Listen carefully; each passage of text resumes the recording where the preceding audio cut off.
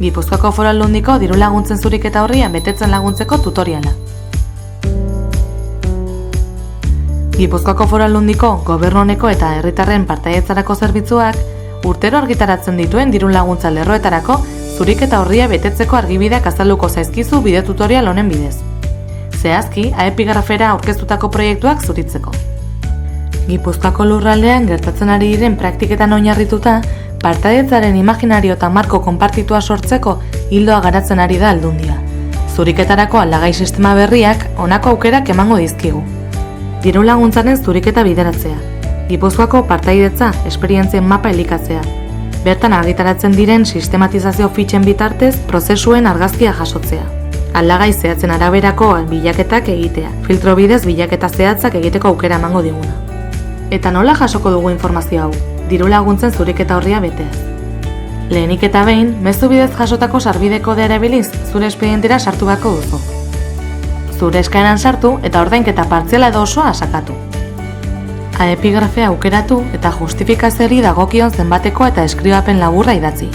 Ondoren, dokumentazio erantsi eta osatzeko atala izango duzu. Aurkeztu beharreko informazioaren artean, hizpide dugun formularia aurkituko duzu, zuriketako eranskina epigrafea. Laguntza moduan, PDF formatuan dagoen zirriborro formularioa deskargatu dezakezu. Baina zuriketa ontzat emateko beharrezkoa da formularioa plataforman bertan betetzea. 7 ataleko formulario bat bete beharko duzu. Azken atala izan ezik, beste atal guztietako informazioa publiko egingo da. Beraz, garrantzitsua da arretaz betetzea. Hobeto ulertzeko, asmatutako udal fiktizio batek sustatutako partaidetza prozesu baten adibidea erabiliko dugu. Prozesuaren informazio orokorra. Atal honetan, erakundea zehaztu eta prozesuaren arduradunaren datuak bete beharko dituzu. Prozesua publiko egiten denean, harremanetarako erreferentzia izango da informazio hori. Prozesuaren datu orokorrak. Gure adibidean, udalak aurrekontu parte hartzaile prozesua garatu du. Berdintasun eta gizarte politikekin lotutako proposamenei lehentasuna eman diotenez, horiek dira formularioan hautatutakoak. Tresnari dagokionez, partaidetza aurrekontuak aukeratuko genuke gure kasuan. Herri mailan garatu denez, dimentsio geografikoa hori izango da. Eta prozesuan parte hartu dutenak, herritarrak orokorrean dira, baina ahalegin berezia egin da, gazteek, nerabeek, haurrek eta zerrendan agertzen ez diren pertsona migratuek parte hartu dezaten. Prozesuaren deskribapenean, zer egin den, prozesuaren faseen azalpen laburra eta zer lortu den idatzi beharko dugu. Prozesua bera ahalik eta hoberen ulertu dadin. Planteatutako helburuak idatziz azaltzeko tokia duzue hau. Orokorrak naiz zehatzak jarri ditzakezue atal honetan. Idatziz bete beharreko atal bakarrak dira, eta publiko egingo diren fitxei edukia emateko ezinbestekoak. Prozesuaren epealdia zehaztu.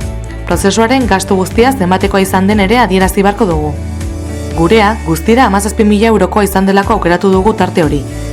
Naiz eta jasotako diru laguntza 10.000 eurokoa izan den, gastu osoa adierazi beharko dugu hemen. Ondoren, prozesuaren eragin eremuaz zehaztu.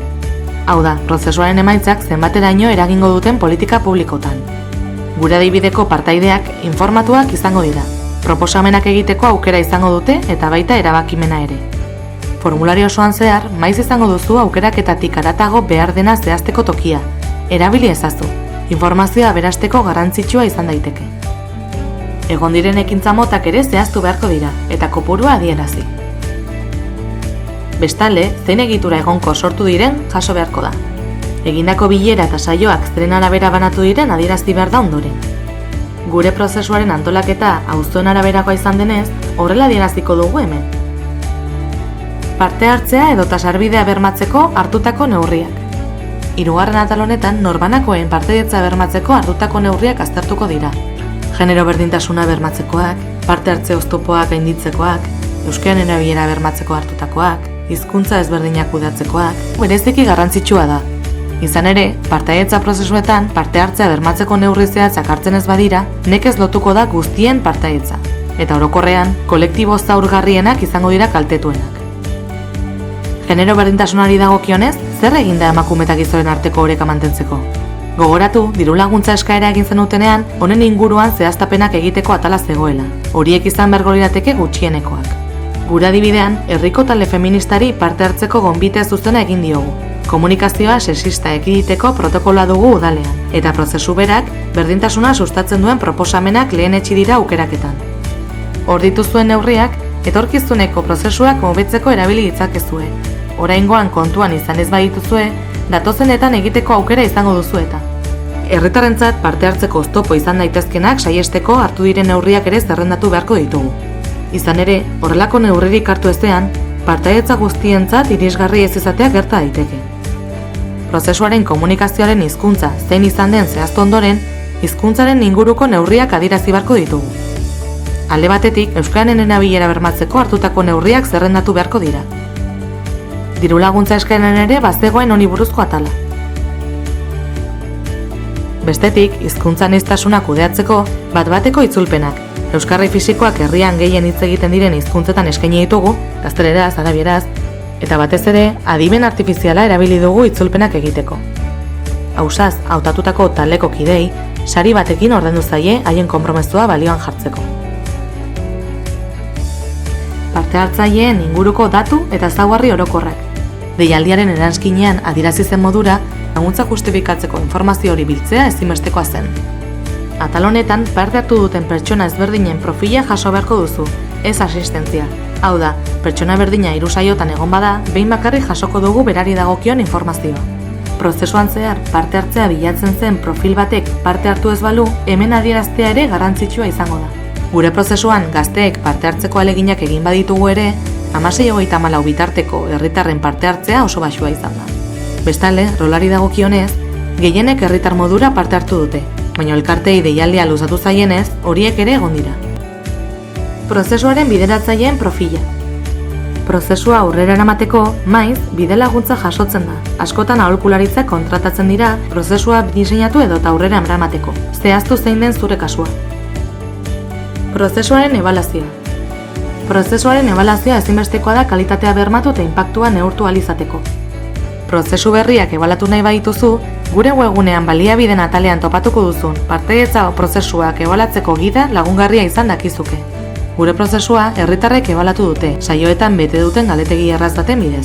Bertan, euren sexua zehaztu zutenez, informazioa ere badugu ebaluazioa aberasteko. Prozesuaren barne balorazioa.